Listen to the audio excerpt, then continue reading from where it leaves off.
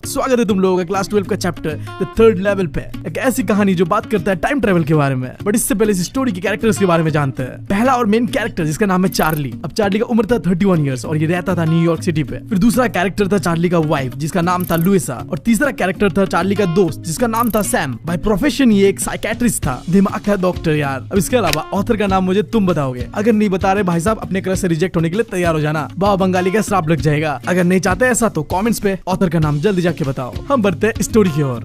तो हमारी कहानी का शुरुआत होता है अमेरिका के न्यूयॉर्क सिटी के बीचों बीच एक अंडरग्राउंड रेलवे स्टेशन से। इस स्टेशन का नाम था ग्रैंड सेंट्रल स्टेशन। वैसे तो इस अंडरग्राउंड स्टेशन पे 2 लेवल्स थे। पहले लेवल पे थे आज के जमाने के मॉडर्न ट्रेन जो कि लंबे लंबे दूरियों को तय करता था, और दूसरे लेवल पे था सब अर्बन ट्रेन जो कि एक शहर से दूसरा शहर जाता था। बट हमारी स्टोरी का मेन कैरेक्टर चार्ली ने एक तीसरा लेवल भी देखा था इस स्टेशन पे, और ये स्टेशन सीधा उसे टाइम ट्रेवल करवाता है, सीधा लेके जाता है 1890s के समय पे। और जब चार्ली ये बात अपने दोस्तों को कहता है तो हर कोई उसके ऊपर हंसता है। पूरे न्यूयॉर्क सिटी पे अगर किसी को भी पूछा जाता कि ग्रैंड सेंट्रल पे कितने लेवल्स है, सब कहते हैं 2। बट चार्ली का मानना था कि एक तीसरा लेवल भी होता है। अब चार्ली समझ नहीं पा रहा था कि सच में उसने टाइम ट्रेवल करा था या थी उसकी कोई दिमाग की बीमारी है। वो जाता है अपने साइकेट्रिक फ्रेंड सैम के पास। भाई साहब मैं यार हमेशा सोचता था काश यार मेरा भी कोई एक साइकेट्रिक फ्रेंड होता, बट जो मेरे दोस्त है उन्हें तो साइकेट्रिस्ट की जरूरत है यार, बनना तो दूर की बात है। खैर मुद्दे पे आता है। जब चार्ली ने अपने दोस्त को बताया कि उसने एक थर्ड लेवल भी देखा है ग्रैंड सेंट्रल स्टेशन पे जो कि सीधा उसे टाइम ट्रेवल करवा रहा था 1890s पे, तो उसका दोस्त भी कहता है भाई ऐसा कुछ नहीं है, ये तेरे दिमाग का बहम है, तू ना यार डे ड्रीमिंग कर रहा है, यानी कि जागते जागते भी सपने देख रहा है, और ऐसा इसलिए हो रहा है क्योंकि तू अपनी जिंदगी से खुश नहीं है। अब चार्ली का वाइफ गुस्सा हो जाता है इस बात से। उसे ऐसा लगता है कि क्या मेरा बंदा मुझसे खुश नहीं है क्या। अब चार्ली का फ्रेंड बीच में आता है और सिचुएशन को संभालता है और कहता है ये सारी चीजें स्ट्रेस की वजह से। आज की इस मॉडर्न लाइफस्टाइल पे यार हर किसी को ना बहुत ज्यादा टेंशन है, और चार्ली को भी बहुत ज्यादा टेंशन है, इसलिए उसने ऐसे अनाप शनाप चीजें देख लिया है। वो ना अपने रियलिटी से भागना चाह रहा है। बट चार्ली का ऐसा बिल्कुल मानना नहीं था। आज के समय में किसको स्ट्रेस नहीं होता, बट क्या हर कोई थर्ड लेवल देख रहा है क्या, सिर्फ चार्ली को ही क्यों दिखा। अब इस बात पर उसका दोस्त साइकेट्रिस्ट फिर से काउंटर करता है, तू यार इस दौड़ भाग वाले जिंदगी से थक गया है मॉडर्न वर्ल्ड का, और तू चाहता है एक सुकून का जिंदगी जीना। और इसी का एक बहुत ही अच्छा एग्जांपल है जो तू स्टैम्प कलेक्ट करता है, वो भी एक रियलिटी से भागने का जरिया है तेरा। फिर चार्ली कहता है कि उसके दादा भी तो स्टैम्प कलेक्ट करते थे, वो तो अपने लाइफ से भाग नहीं रहे थे, उनका लाइफ बहुत ही चिल पीसफुल था। यहाँ तक कि यूएस के प्रेसिडेंट रोजवेल्ट भी स्टैम्प कलेक्ट करते थे। तो क्या वो सारे लोग ऐसे अपने लाइफ से भागना चाहते थे? ऐसा बिल्कुल नहीं है।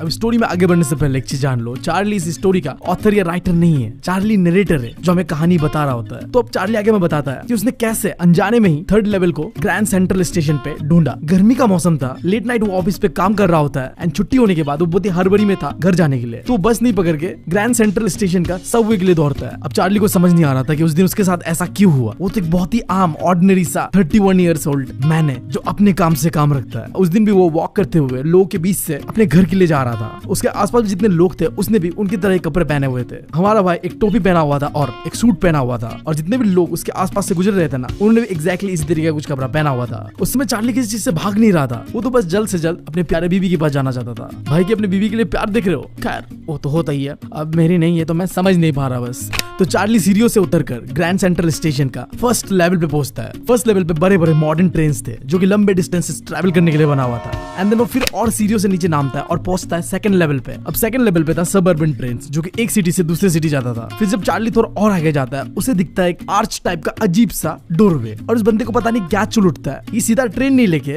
उस अजीब से दरवाजे के अंदर चला जाता है और वहां जाके वो खो जाता है। बट ग्रैंड सेंट्रल स्टेशन पे ऐसे खो जाना काफी कॉमन था क्योंकि इस स्टेशन पे कई सारे confusing corridors, passage, secret tunnels था जहां लोग आसानी से खो जाते थे। ये सीक्रेट टनल्स और corridors United state of America के अलग अलग सिटीज पे लोगों को पहुंचा दिया करता था। एक बार तो चार्ली एक टनल पे जाता है एंड सीधा निकलता है रोजवेल्ट होटल के लॉन्ज एरिया पे। ऐसे और एक बार चार्ली घुस जाता है एक रैंडम टनल के अंदर और वो सीधा जाके निकलता है 46 स्ट्रीट के रैंडम सा ऑफिस बिल्डिंग के बाहर। चार्ली को ऐसा लगता था कि ये ग्रैंड सेंट्रल स्टेशन एक पेड़ की तरह ग्रो कर रहा है, क्योंकि पता नहीं अंडरग्राउंड इस ग्रैंड सेंट्रल स्टेशन का सीक्रेट पैसेज टनल्स कहां तक फैला हुआ है। ये पूरा का पूरा ग्रैंड सेंट्रल स्टेशन एक पेड़ के रूट्स की तरह फैले ही जा रहा है। और भाई को ऐसा लग रहा था सच में कि शायद यहाँ कहीं एक एग्जिट है जहां से मॉडर्न वर्ल्ड से हम एस्केप कर सकते हैं। बट ये बात अपने साइकेट्रिस्ट दोस्त को नहीं कहता वो, क्योंकि तुम्हें पता है ये थोड़ा क्रेजी साउंड कर रहा है, राइट।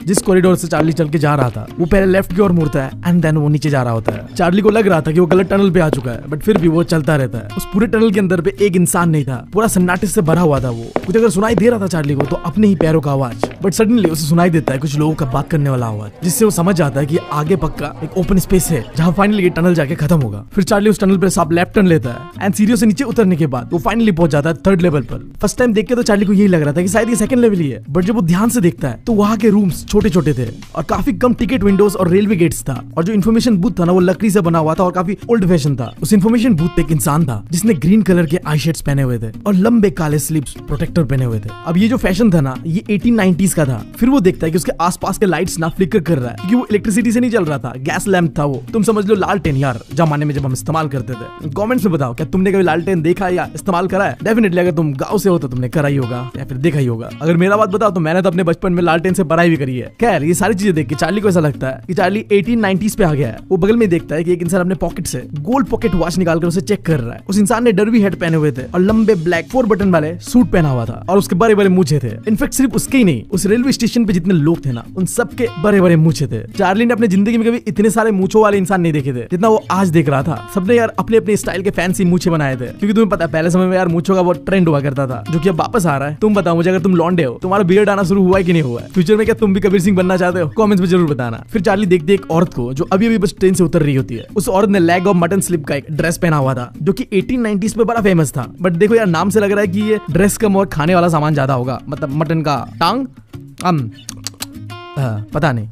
खैर नीचे उसने लंबा स्कर्ट पहना था और ऊंचा वाला जूता पहना था। अब ये चीज देख के चार्ली को ऐसा लग रहा था कि पक्का वो टाइम ट्रेवल करके 1890s पे आया है। एंड अपने बात को कंफर्म करने के लिए वो बगल में एक न्यूज़पेपर बॉय था उसके पास जाता है और नजर मारता है एक न्यूज़पेपर की ओर। उसे दिखता है एक ऐसा न्यूज़पेपर द वर्ल्ड जो कि कई साल पहले ही बंद हो चुका है, और न्यूज़पेपर के फ्रंट पेज पे प्रेसिडेंट क्लीवलैंड के बारे में मेंशन था। और सबसे ज्यादा इंपॉर्टेंट उस न्यूज़पेपर पे डेट मेंशन था जुलाई 11, 1894, जिससे ये कंफर्म हो चुका था कि हमारा भाई 1890s के समय में पहुंचता है। आई डोंट नो कैसे, बट हाँ वो पहुंच जाता है। वो एंटर करता है गलत टनल पे जो कि उसे लेके आता है 3rd लेवल पे। अब चार्ली के दिमाग में चल रहा था कि जब मैं आ गया हूँ 1894 को तो क्यों ना ट्रेन पकड़कर अमेरिका के किसी भी हिस्से पे चला जाओ। तो वो डिसाइड करता है कि वो और उसकी पत्नी ग्लासबर्ग इलिनॉइस पे जाएगा। अब ये बहुत ही खास जगह था यार, यहाँ सुकून ही सुकून था। अब जैसे अगर तुम किसी भी बाइकर को पूछो कि तुम्हें कहाँ जाना है, तुम्हारे लिए जन्नत क्या है, तो कहेगा भाई साहब लद्दाख जाना है। मुझे भी जाना है क्योंकि मैं भी तो एक बाइकर ही हूँ। तो एग्जैक्टली इसी तरीके से हमारे चार्ली को जाना था ग्लासबर्ग इलिनॉइस पे। उस समय ये एक टाउन हुआ करता था जहाँ का लाइफस्टाइल काफी सुकून भरा था। पूरे टाउन पे बड़े बड़े घर थे, बड़े बड़े गार्डन्स, बड़े बड़े पार्क्स थे, और वहाँ के रास्तों से जाते हुए लगता था कि तुम टनल से जा रहे हो, क्योंकि दोनों साइड पे बड़े बड़े गच्छे लगाए हुए थे, जिस वजह से जो रास्ते का ऊपर वाला हिस्सा होता है वो ढक जाता है और एक टनल की जैसा दिखता है। 1894 में जो गर्मी का इवनिंग्स हुआ करता था ना, काफी लंबा हुआ करता था। लोग अपने गार्डन्स और लॉन्जेस पे इवनिंग टाइम पे बहुत ही एंजॉय करते थे। जो मैन होते थे वो सुट्टा उट्टा फूकते थे और एक दूसरे से बातें करते थे, और जो औरतें होते थे वो प्लम लीफ से पंखा बनाकर हवा मारते थे। देखो मैं आसाम से हूँ तो हमारे यहाँ कोकोनट ट्री के पत्ते से ना पंखा बनाया जाता है। तुम बताओ क्या तुम्हारे यहाँ भी ऐसा कुछ है? खैर उस जगह का रात भी काफी खूबसूरत हुआ करता था, क्योंकि उस समय मिलता था वहाँ फायर फ्लाइज यानी कि जुगनू। आज के समय तो दिखता नहीं है यार, क्या कहे।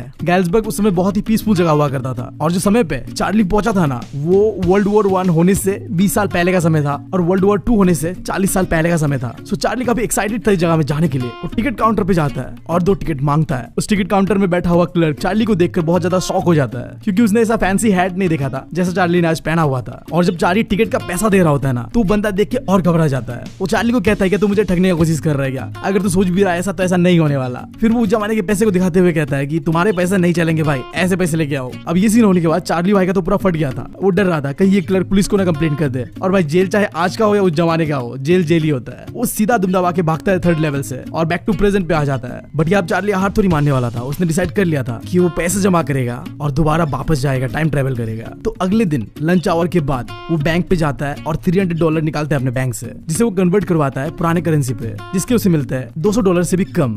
बट इससे चार्ली को फर्क नहीं पड़ रहा था, क्योंकि उस समय पे ये पैसे बहुत थे। और जब ये बात चार्ली के साइकेट्रिस्ट दोस्त को पता चलता है तो वो चार्ली के लिए काफी परेशान रहता है कि ये बंदा कर क्या रहा है। बट सैडली चार्ली को वो कॉरिडोर दोबारा कभी नहीं मिलता है जिससे ग्रैंड सेंट्रल का 3rd लेवल पे जाया जा सकता था और टाइम ट्रेवल करा जा सकता था। जब ये बात उसने अपनी पत्नी को बताया कि वो टाइम ट्रेवल करके आया हुआ है और वो दोबारा करना चाहता है, जिसके लिए उसने पैसे भी इकट्ठा कर लिया है, तो उसकी बीवी बहुत परेशान हो जाती है उसके बातों से और उससे प्रॉमिस करवाती है कि तुम दोबारा ये सब चीजें और नहीं करोगे। और उसके प्यारे बीवी के ऐसा कहने पर वो मान भी जाता है, क्योंकि बंदा अपनी बीवी से बहुत ज्यादा प्यार करता है। यार मैं भी करूंगा, बस मिल जाए मुझे, मिल नहीं रही है, अब क्या करे, है ना। तो वो छोड़ देता है दोबारा ये जो भी उसका नशा था टाइम ट्रेवल करने का, एंड अपने नॉर्मल रूटीन पे बैक करता है, जहाँ वो ऑफिस जाएगा और दौरे दौरे अपने बीवी के पास आएगा और वीकेंड्स पे वो स्टैम्प कलेक्ट करेगा। बट अब यहीं पे आता है कहानी पे ट्विस्ट। चार्ली तो छोड़ो, उसकी बीबी जिसने चार्ली को मना किया था कि थर्ड लेवल और ढूंढना मत, वो भी अब थर्ड लेवल को ढूंढना शुरू कर देता है। ऐसा क्या हो गया था उन दोनों मियां बीवी के साथ जो एक हफ्ते के अंदर अंदर वो दोनों दोबारा अब थर्ड लेवल को ढूंढना चाहते थे। देखो चार्ली को पता चलता है कि उसका जो साइकेट्रिस्ट दोस्त है ना, वो मिस्टीरियसली कहीं पे गायब हो गया है। अब चार्ली को शक होता है कि पक्का उसके दोस्त सैम को थर्ड लेवल मिल गया है, क्योंकि सैम ना सिटी बॉय था, हमेशा से ही वो शहरों पे पला भरा था शोर शराबों के बीच। तो जब भी वो ग्लासबर्ग के बारे में सुनता था ना, वो काफी फैसिनेट करता था। एक ऐसा जगह जहाँ पे सुकून है, शांति है, इस मॉडर्न वर्ल्ड के दौड़ भाग वाले जिंदगी से बिल्कुल अलग। वो भी टाइम ट्रेवल करना चाहता था, वो भी 1894 पे जाना चाहता था। अब चार्ली को शक हो रहा था कि सैम को थर्ड लेवल मिल गया है और वो टाइम ट्रेवल करके ग्लासबर्ग पे पहुंच भी गया है। भाई देख लो, ऐसा होता है दोस्ती। तुम पहले अपने दोस्त को पागल पागल कहते हो एंड देन तुम खुद ही वहां चले जाते हो। भाई साहब आजकल दोस्तों पे भरोसा नहीं करा जा सकता बिल्कुल। अगर दोस्त ऐसे होती होते तो बिल्कुल नहीं। अब वो बंदा जाता है, अब वो अपने दोस्त का ठीक है जलाने के लिए लेटर भी लिखता है उसे। देखो एग्जैक्टली होता क्या है। एक रात को चार्ली अपने स्टैम्प कलेक्शन को देख रहा होता है और उसी में उसे एक दिखता है बहुत ही पुराना सा फर्स्ट डे कवर। अब मैं पहले तुम्हें फर्स्ट डे कवर क्या होता है वो बता दूं एंड देन स्टोरी पे आगे बढ़ेंगे। सो देखो, तुमने तो कभी स्टैम्प कलेक्ट नहीं करा होगा, बट जो करते हैं ना तो उनके साथ सीन ऐसा रहता है। तो जब भी स्टैम्प को इशू करा जाता है तो जो स्टैम्प कलेक्ट करते हैं ना, वो झट से जाके स्टैम्प्स को खरीद लेते हैं। बट दिक्कत ये है कि अब लोगों को कैसे बताया कि जिस दिन इशू करा गया उसने उसी दिन उसे खरीदा है। तो इस चीज का सोल्यूशन था, वो एक एम्बलप लेते हैं, उसके अंदर पे खाली पेपर डालते हैं, कुछ लेटर नहीं होता है, और उस एम्बलप के ऊपर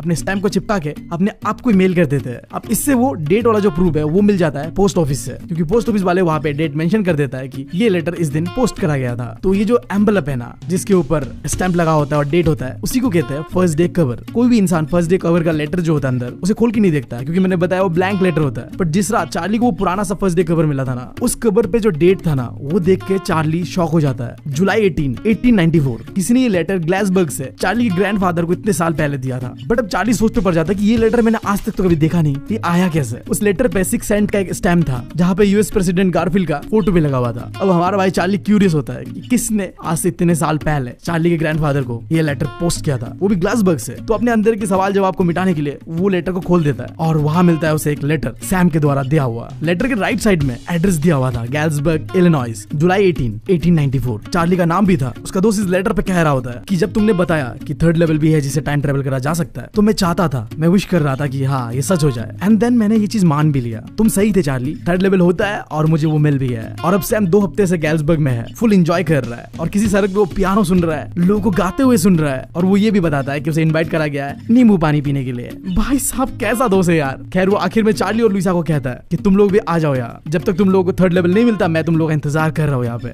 ऐसा दोस्त, अकेला चला गया तू, भाई साहब जाते हुए अपने भाई को याद नहीं किया। कैसा दोस्त है यार ये। आखिर में अपना साइन करता है सैम एंड देन ये लेटर यही तक था। अब सैम तो यार मस्त पास्ट पे जाके नींबू पानी पी रहा है और हमारे भाई को यहाँ पे दिक्कत पे डाल दिया है। अब भाई हर हफ्ते जब भी वीकेंड्स होता है थर्ड लेवल को ढूंढ रहा होता है, बट उसे मिलता ही नहीं है। बट उसे ये पता चलता है कि सैम ने $800 कन्वर्ट कराया है पुराने करेंसीज पे, और जितना पैसा उसने कन्वर्ट कराया है ना, उस जमाने के हिसाब से वो बहुत था। शायद वो वहां जाकर hay feed and grain business start करेगा। अब ये कोई जानवरों का चारा घास फूस का बिजनेस है, क्योंकि देखो वो साइकेट्रिस्ट था, दिमाग का डॉक्टर। बट उस समय में किसी को दिमाग का दिक्कत था ही नहीं, हर कोई अपना सुकून भरा जिंदगी जी रहा था। तो उसके बाद दिमाग का इलाज कराने आएगा कौन। तो हमेशा से बात करता था कि उसे पुराने समय का इस तरीके का कुछ बिजनेस स्टार्ट करना है, जानवरों का घास फूस का बिजनेस। तो वो शायद यही करके अपना जिंदगी जी रहा होगा। तो यार इसी के साथ ये स्टोरी होता है खत्म।